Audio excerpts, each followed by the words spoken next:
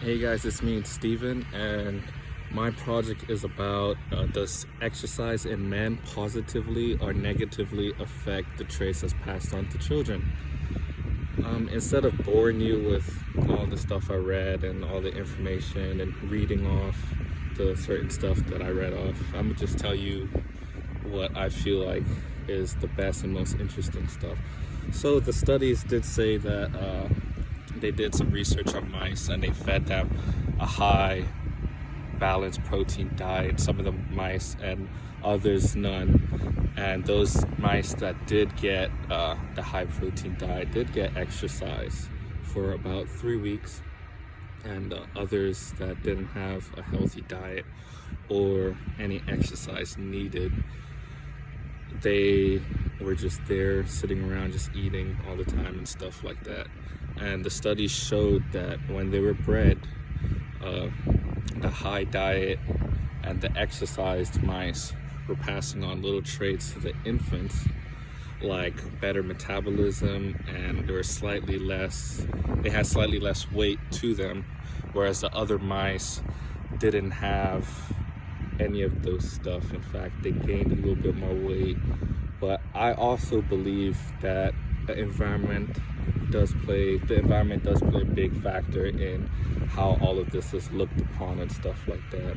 Again, just like with height, I was reading it was like 80% genetics, 20% environment. And what I mean by environment is that it's how they were raised, what you're eating, what nutrients you're getting, and all of that. Because exercise is good for any person, but I don't think it plays that big of a factor in what gets passed down to your children, because some children, their parents are not athletic at all and they get great genes, they're athletic and all of that, which could be passed down from genetics, like their grandparents and stuff too as well. But I believe that environment plays a big part in this as well. What you're doing in life does help a little bit, but it's not a big factor. Like, you don't have to go out and be like, oh, I have to do this, I have to do that, because again, it doesn't play a big factor.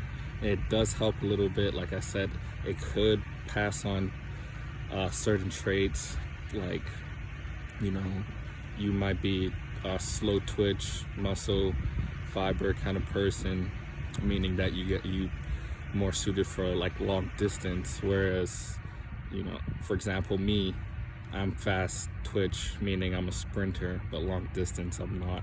And that's the complete opposite from my dad. My dad's a little bit heavier, he did more long distance and stuff like that, and he barely did any exercise, but I came out completely different from him, and my mom the same as well. So I don't feel like genetics play a big part so much. Like, it's the foundation of what you have, but the environment you're brought up,